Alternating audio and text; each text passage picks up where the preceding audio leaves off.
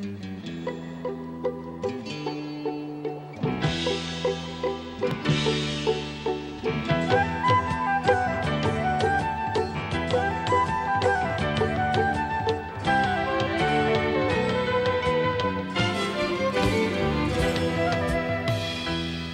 you for joining us. We are in Skokie, Illinois for a special program with Mayor George Van Dusen. Mayor Van Dusen was instrumental also in establishing the Illinois Holocaust and Education Center right here in Skokie, and he'll tell us about the city and the center. We'll also be joined later by Mr. Sam Harris, a Holocaust survivor who was liberated as a child and came to the United States in the year 1948. Upon sailing into New York, he saw the Statue of Liberty, and just recently he received the Ellis Island Medal of Honor. Among his many achievements was his founding the magnificent $45 million Illinois Holocaust Museum and Education Center right here in Skokie, Illinois. Mr. Sam Harris believes good will prevail in the long run, and he'll share his thoughts on Holocaust remembrance and education following these messages.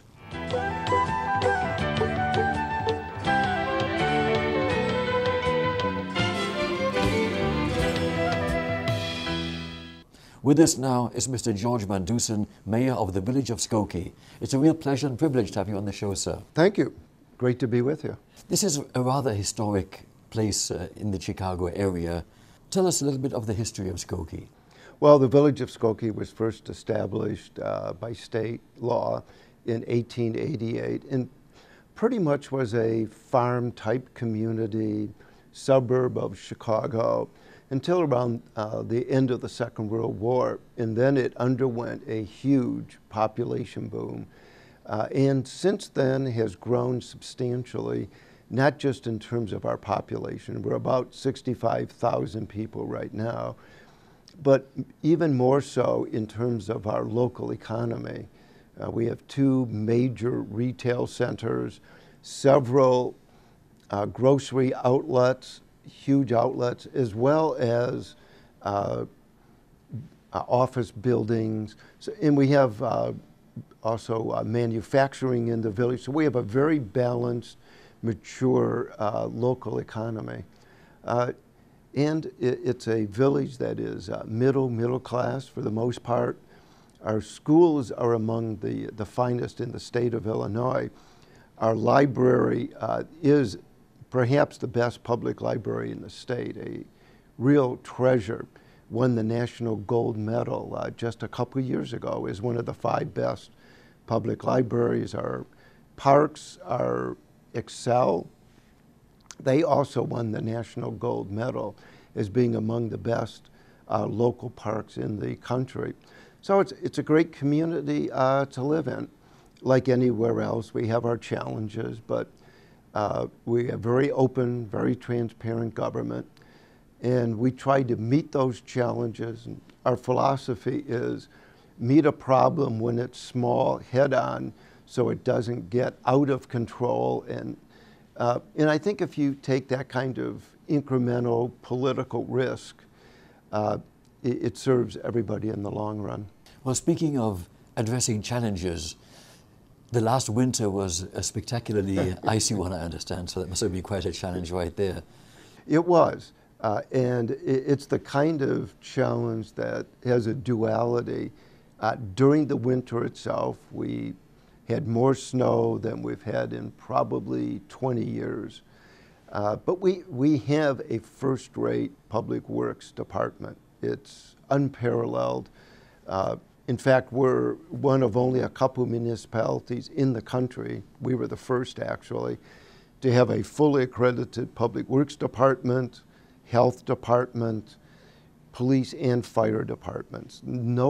Only one other municipality in the United States can make that boast. Our public works department did a phenomenal job. So from a farming community of years ago to a modern town now, with a beautiful retail center outside, I see like a mall below. We're here at the Doubletree Hiton Hotel here in Skokie, and beautiful hotel and beautiful environment, lovely area to be in actually. I'm really enjoying being here. Tell us a little more about the history. Skokie, I think it's fair to say, is probably the second most diverse community in the state of Illinois. Chicago would be the most diverse. We have over 90 different identifiable ethnic groups who live in the village from all over the world. There isn't a place in the world that you can't mention that we don't have a group here in the village of Skokie. We have close to anywhere from 75 to 100 foreign languages spoken in the homes. We have celebrated several different cultures now, and every year we present in the neighborhood of 50 separate programs over 6 weeks celebrating these cultures. So we try to embrace the diversity and bring everybody into our government as well as into our economy. Speaking of education and the outstanding facilities and institutions you have here in Skokie, it's my understanding that you personally were instrumental in enabling the Holocaust Memorial Education Center to build a facility right here.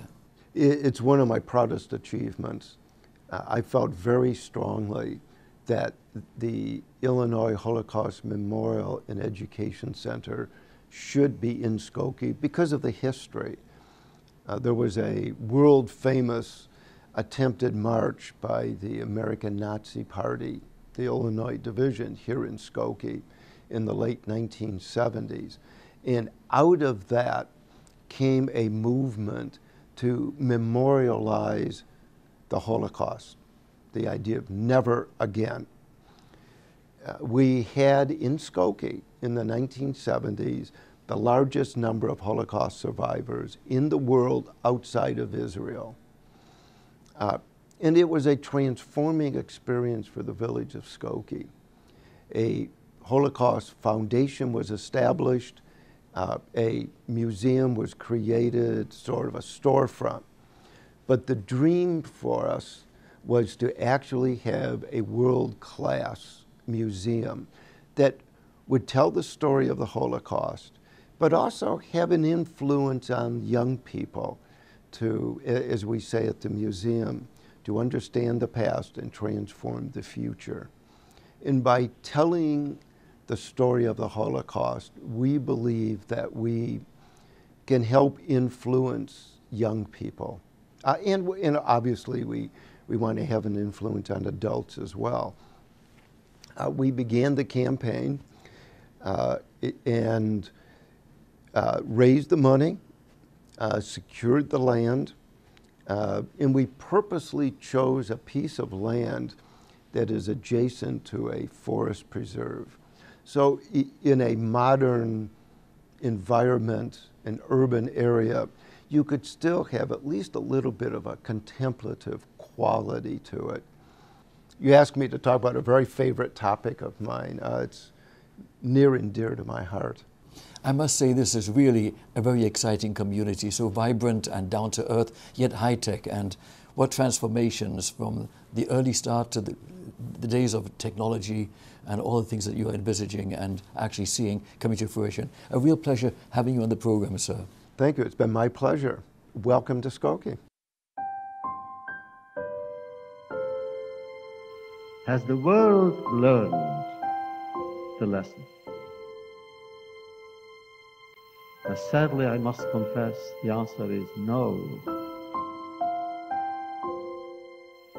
Had the world learned the lesson, there would have been no Cambodia, and no Rwanda, and no Darfur, and no Bosnia, and no racism, and no anti-Semitism. But we must learn now certain very simple lessons, that whatever happens to one community affects all communities. These words, so eloquently spoken by Nobel laureate and Holocaust survivor Elie Wiesel at the opening of the Illinois Holocaust Museum and Education Center, are a mandate for the work that occurs inside these walls every day. One of my students actually today said that every single CPS student should come to the museum every year and be reminded of what happened and what they can do to prevent this from ever happening again. I think it's extremely important that students understand that as an individual, they have the power to change the environment that they live in their communities. Younger children begin their journey with a visit to the newly enhanced Make a Difference Miller Family Youth Exhibition. Through new interactive scenarios, students learn how to become upstanders, not bystanders, by choosing to speak up and take action. Each visitor has the chance to take an upstander oath, a pledge to take the lessons of respect learned at the museum and apply them to their own lives. I've had a lifelong feeling that children are not born with hate, they learn it. And the object of this and many other things that are going on are to try and teach the kids that they don't have to hate differences in other kids. Tall, short, thin, fat, white, black. These are differences we should build on and not differences we should fear. Talking to kids and understanding that they understand what bullying is and what upstanders are. That's where I really get the pride, knowing that the message is getting through.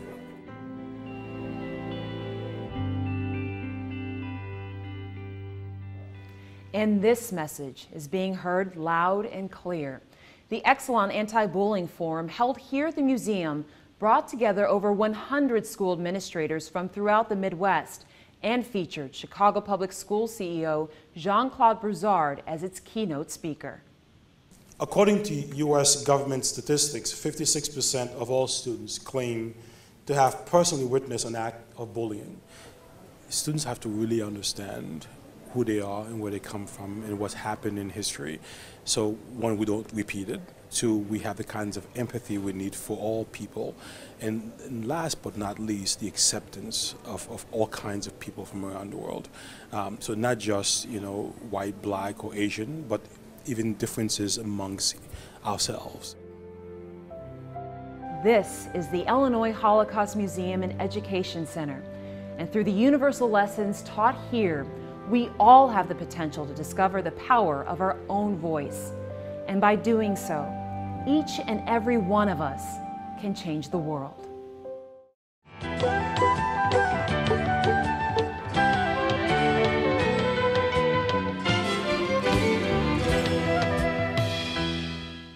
We have the privilege of having with us Mr. Sam Harris. Sam, a real honor to have you with us today. My honor, too. You received a Medal of Honor, and I'm holding the book right here, Ellis Island Medal of Honor. Yes. And here's your picture as a little 12-year-old boy. Yes. Tell us about this. Well, first of all, the Medal of Honor. The reason I'm so pleased with the Medal of Honor, it's given to Americans who have contributed much to this country, but they also have to contribute to their own ethnicity. I hope I got that word right.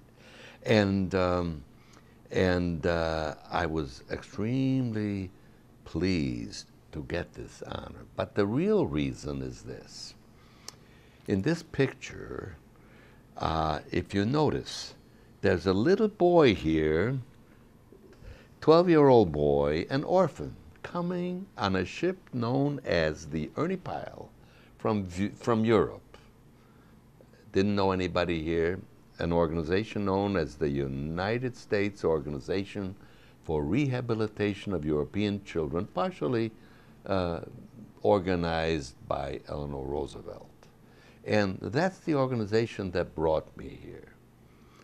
Eventually, I ended up in Chicago, where the JUF took over, Jewish United Fund. And I was adopted. They placed me with their Children's Bureau to be adopted in Northbrook, in Illinois. Now, the reason I was so happy is this group of people, 95 of us from all over the United States, got this award. And you have to see, we were all going out to Ellis Island together. The band is playing, a lot of generals were given this, and and outstanding people. And we see the Statue of Liberty coming to us, and then we're honored. And then right afterwards, we go on a boat 50 yards from the Statue of Liberty. On top of the boat, now the firecrackers surrounding behind the Statue of Liberty. All of New York could see that. And here I am. A firework display for the whole audience there. Oh, the audience, but everybody in New York is this beautiful, magnificent, multi-million-dollar cost fireworks. All of New York is seeing it for half an hour. And I am on top of the boat with my wife and 2 grandchildren. Both of them are pre-med. Excuse me for bragging a little bit. And standing there, and my mind is going back to that little boy with thick glasses coming to see for the first time the Statue of Liberty. Now I'm here with my family. And it's starting to rain as though the sky is starting to cry. We got completely wet and we didn't know it. It was such a big moment for me and my family. That's what it meant to me. That's what this country meant to me. And that's why I'm here today. You lost your whole family in the Holocaust due to the crimes perpetrated by Nazi Germany. Why is it essential, in your opinion, for neither Jew nor Gentile to be permitted to forget that these atrocities did take place? I would like to say that I'm the youngest of 7 children, and 2 sisters and I survived. I was the youngest of 7, and I survived. One of the sisters behind me in the picture came here. She was like 14, 13 and a half. And then another sister in Vienna, she was 14 years older. She's the one that saved us. Without her, I wouldn't have lasted 1 day, okay? She was brilliant, beautiful, dynamic, spoke many languages, took everything she had to save us. And that's why. Now, why do we have to make sure that this doesn't happen again? I think that was your question, right? Yes, it was. When I came over to this country, I think the population of the world, I do not know for sure, of the world was 3 billion, maybe 3 billion, 2 to 3 billion, to give or take a billion, you know. Now it's 7.5 billion. There are wars going on, 40 wars going on right now all over the world, from Rwanda, you name it. People killing each other. People killing each other. And we have to do something about it. We have to do something about it. I came to a conclusion that the only solution that I know of is through education. So I volunteered to get involved and build the museum across the street from here, the Illinois Holocaust Museum and Education Center, where we teach children. Every day you go by there, you'll see 700, 800 kids looking at the museum, learning not only the Holocaust, but other genocides. See, we passed a law that in Illinois, the first of its kind in the United States, that teaches to teach the Holocaust in public schools. Then a group of us went back to Springfield, we added a codicil, and we said not only to teach the Holocaust, but other genocides. And that's what we do. You never spoke about the Holocaust until you were in your 50s. Yes, right. It's good that I didn't, because if I had, then I couldn't have moved on with my life as I did. So I told my adoptive parents, here's the suitcases, I never want to talk about it, throw them away, that's it. And I was able to do that. In my reunion, 50th reunion of my high school, my friends didn't know about it. I had to tell them there was something in the Tribune, and they saw that we were building a museum and my name was brought up, and they was, what's this? And I had to tell them. I didn't want to talk about it because there's so many other things to talk about, but then I had a rabbi here We were very good friends. Rabbi Willie Frankel, a brilliant guy. We used to get together, speak Yiddish and German. He was from Vienna. I lived in Vienna. And he knew I couldn't speak about the Holocaust, and he said, Sam, now is the time to start speaking. I said, why? Right here at Northwestern. We're not too far from here, you know, it's a few minutes away. There's a guy who wrote a book, The Hoax of the 20th Century. The Holocaust never happened. Sam, it's time to talk. You know what I did? I said, okay. I really didn't want to speak. It brought back terrible memories. I told my wife I'm sick to the stomach. I'll never speak again. She said, good. But then I started to see that we needed to do it. Somebody had to. I was 9.5 years old when I was liberated. How many Jewish kids were liberated? Not too many, who weren't concentration camps. And 1.5 million of Jewish children were killed. I was saved. I owed it to them to do something. So I got involved in a big way. You say you owed it to them. Absolutely. So you founded the Holocaust Memorial and Education Center here in Skokie, Illinois. We had a small museum that was organized by survivors right after the march on Skokie, which you know about. Eventually, I joined that group, survivors. I had not hung around with survivors before until the rabbi persuaded me to speak. I became a member there, got very active, and one day I said, we need a bigger one, bigger museum. What are your thoughts with regard to those who have the ultimate insolence, those revisionists who claim the Holocaust never happened? How dare they? What are your thoughts with regard to that? It is such stupidity. The best way I answer it to a high school group of kids when the question comes up is I say, what do you say to somebody that comes to you and says, the world is flat? There's nothing to say. They're stupid. It's a free country. Anybody can say what they want to, and it's stupid, and we just have to get around it and get people to believe that it happened. I mean, right now they have Mein Kampf, the bestseller in the Arabian countries, and the book, The Elders of the Zion, which knocks down the Jewish people and talks about terrible things. And it was a fictitious book, but that's being sold and videos are being shown in the Arabian countries. What do? You just have to fight back, which is what you're doing. It's the only thing we can do. It's an endless fight. Such criminally irresponsible hatred being disseminated, criminally irresponsible.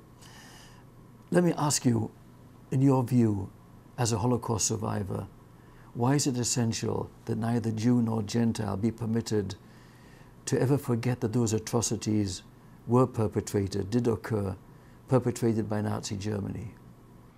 I think there was a man called Sion Tanner, something like that, who said, he who forgets the past is condemned to repeat it in the future. Now, we must remember that World War II, we killed about 100 million people. Not all the Jews. There were other people that were killed in the crematory, we must remember. So if it affects the Jews, it affects others. And we have to teach it to everybody if we want to live in a peaceful world. You built the Illinois Holocaust Remembrance and Education Center, a phenomenal building, a phenomenal monument. Tell us about it. Well, I came to realize we had a museum there built by survivors right after the march on Skokie, which is another story. I'm sure you know about it. And we came to realize that it was too small for the big story that had to be told. So I volunteered to become chairman to build this new museum. The good news is that the timing was right, and almost everybody that I asked fell in line and wanted to be part of it. And it's just been a tremendous achievement for all the people in the Chicagoland area. And thousands of people visit, not necessarily Jewish, school Mostly children. not Jewish. We have passed a law in Illinois stating that the Holocaust must be taught. First state to do that. I think there's about 18 states doing it now. Then we went to Springfield, and we added a codicil saying not only should the Holocaust be studied, but also other genocides. And that's what kids learn. Absolutely essential. I'm proud of that. Today we have the rebirth of the State of Israel more than 6 decades ago, regarded as an answer to the Holocaust, in a way. As an answer to the Holocaust. Well, the Jews had to have a place to go. When I was a child, nobody wanted me. I was told by my sister I was supposed to go to Israel, but the Mister ship ended up in the United States. But the Jews had no place to go. They had to go to Israel. And then the war started immediately, practically. The minute the Jews got off the boat, they handed them a gun and started to fight. So they had to have a place to go. And what a better place than their own home, biblical home, from so many years ago. I just came back from Italy. And I told our guide, I looked at the Colosseum. I said, that was built by Jews. He said, yes. I said, oh, shouldn't have said that, but I did anyway. I said, I want to thank you. He said, for what? He said, you Romans kicked the Jews out. We had one temple, now we have thousands of them. Maybe if we hadn't, we would have been destroyed. I have never read this anywhere. It's not a nice thing to say or do, but that's what came to me. We have thousands of temples. So I think the Jews are here to stay.